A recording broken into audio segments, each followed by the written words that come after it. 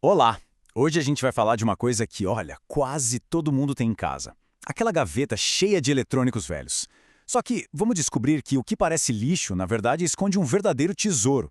Bora entender como resíduos estão virando negócios super interessantes e sustentáveis. Pensa bem nessa gaveta. Com certeza tem lá um celular que não liga mais, aquele carregador de um modelo que nem existe, talvez uns fones de ouvido que só funcionam um lado. Parece um monte de tralha, né? Mas é exatamente aqui que a gente precisa virar a chave.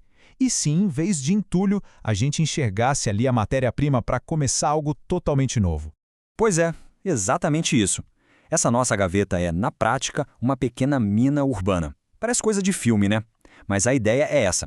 Em vez de perfurar o planeta atrás de mais recursos, a gente minera o que já está circulando por aí. Dentro desses aparelhos tem cobre, alumínio e até metais preciosos como ouro e prata. A grande sacada, o pulo do gato, é descobrir como fazer isso do jeito certo. Como a gente transforma um problemão ambiental numa solução que gera renda e impacto positivo. Certo? Mas para a gente ter uma ideia do tamanho dessa oportunidade, a gente precisa primeiro encarar o tamanho do problema.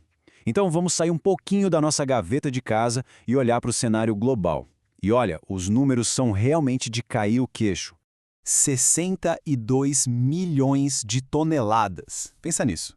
Esse foi o tanto de lixo eletrônico que o mundo produziu em um único ano em 2022. Os dados são do Global E-Waste Monitor. É um peso tão absurdo que fica até difícil de imaginar, sabe? E o pior é que a tendência é só aumentar. Agora, o que realmente chama a atenção é o que acontece com tudo isso. De todo esse volume gigantesco, só 22,3%, menos de um quarto, foi coletado e reciclado do jeito certo, formalmente. E o resto? Bom, a maior parte simplesmente desaparece em aterros, ou pior, em esquemas de reciclagem informais, super perigosos. É exatamente nesse buraco, nesse vácuo, que mora tanto perigo quanto a oportunidade. E olha, o problema não é só ambiental, não. A própria Organização Mundial da Saúde já deu alerta. Essa reciclagem informal, feita de qualquer jeito, libera um monte de substâncias perigosas no ar, na água, no solo. Isso causa problemas de saúde seríssimos, principalmente para as pessoas que trabalham com isso e para as comunidades no entorno. Crianças, gestantes, são os mais afetados. A questão que fica é, como é que a gente muda esse jogo?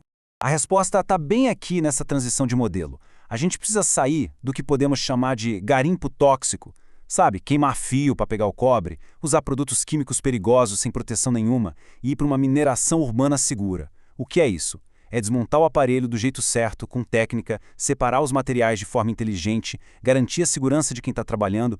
Enfim, é a diferença brutal entre destruir valor e saúde e criar valor de verdade. Bom, mas essa mudança toda não acontece do nada, né? Aqui no Brasil, a gente tem uma legislação bem importante que serve como um guia que coloca as regras do jogo e diz quem é responsável pelo quê nessa história toda. A grande base para tudo isso é a Política Nacional de Resíduos Sólidos, a famosa PNRS. Essa lei foi um verdadeiro divisor de águas. Por quê? Porque ela deixou bem claro que a responsabilidade pelo resíduo é compartilhada. Ou seja, todo mundo tem sua parte. Quem fabrica, quem vende, quem importa e até quem consome. E o mais importante, ela criou um mecanismo para fazer isso acontecer. E esse mecanismo tem nome: logística reversa. O que é isso na prática? Pensa assim. É o caminho de volta do produto. Aquele celular que um dia saiu da loja precisa ter um jeito de voltar para a cadeia produtiva depois que não serve mais. Seja para ser consertado, para ter as peças aproveitadas ou para ser reciclado da forma correta. É esse fluxo de retorno que cria um mundão de oportunidades de negócio. Ok, então a gente já entendeu o tamanho do problema e já viu que existem regras claras. Agora, vamos para a parte mais legal, o mapa do tesouro, o mapa das oportunidades. Como é que, na prática, esse lixo eletrônico se transforma em negócios verdes, que dão lucro e ainda geram um impacto positivo? O primeiro modelo, super importante, é o das cooperativas de triagem especializada. Pensa nelas como a linha de frente dessa mineração urbana segura. E aqui o negócio é mais complexo, viu? Exige um conhecimento técnico muito maior do que só separar garrafa PET de papelão. E é aqui que a mágica acontece. Em vez de vender um monte de sucata todo misturado por um preço baixo, a cooperativa especializada vai desmontar os equipamentos com segurança, separar os materiais com critério, o cobre para um lado, o alumínio para o outro, os plásticos de engenharia, as placas de circuito. Cada um desses materiais separados vale muito mais. Isso não só aumenta a grana que entra, como formaliza o trabalho e profissionaliza toda a operação. Agora vamos pensar um passo antes. E se o equipamento nem precisasse virar resíduo? Essa é a sacada dos centros de recondicionamento. O foco aqui é dar uma vida nova para os produtos, estender o uso deles. E olha, isso é até mais inteligente e sustentável do que reciclar. E o processo é genial, saca só. O centro recebe um computador que uma empresa ia jogar fora, por exemplo. Aí, a equipe faz um diagnóstico, conserta o que precisa, atualiza o sistema e esse computador, que era lixo, volta para o mercado por um preço bem mais em conta. Ou então é doado para escolas, para projetos sociais. Além de ser um negócio, esse modelo ajuda a combater a exclusão digital. É a economia circular funcionando de um jeito lindo. Certo, mas tem um problema clássico nessa história toda: a coleta. Como é que a gente faz o celular velho lá da gaveta chegar no lugar certo para ser reciclado? Principalmente em lugares mais afastados, cidades pequenas. E a resposta para isso pode ser um modelo super inovador: os hubs comunitários. A ideia é bem simples, mas muito poderosa. Imagina que uma associação de moradores ou um pequeno comércio local vira um ponto de coleta oficial. As pessoas do bairro levam os eletrônicos velhos até lá, esse hub organiza tudo e faz a ponte com as grandes empresas de reciclagem. E o mais legal, eles são pagos não só pelo peso do material, mas pelo serviço de logística que estão prestando. Isso dá muito mais segurança e previsibilidade para o negócio. Agora, para quem está de olho num nicho com valor agregado ainda maior, tem os serviços B2B, ou seja, de empresa para empresa. E aqui o jogo muda um pouco, porque a preocupação não é só com o meio ambiente. Entra um fator super crítico: segurança da informação. Pensa o seguinte, quando uma empresa troca de computadores, o que acontece com os dados que estavam naquelas máquinas? Informações de clientes, dados financeiros, tudo precisa ser destruído de forma 100% segura, até para cumprir a Lei Geral de Proteção de Dados, a LGPD.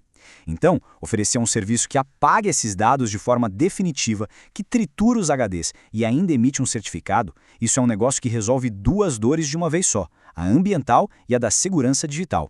Mas é claro que, com todo esse potencial, o caminho não é um passeio no parque. Empreender nessa área tem seus desafios. E é super importante a gente ter os pés no chão e entender quais são os obstáculos para poder encontrar as soluções. Por exemplo, a burocracia para conseguir as licenças ambientais pode ser bem complicada. Também tem a necessidade de ter uma estrutura física, um lugar seguro para armazenar e processar tudo isso. O preço dos materiais reciclados sobe e desce, o que afeta a receita. E claro, a tecnologia dos eletrônicos muda o tempo todo, então é preciso se capacitar constantemente. Para superar tudo isso, não tem jeito. É preciso muito planejamento, buscar parcerias e contar com políticas públicas de incentivo.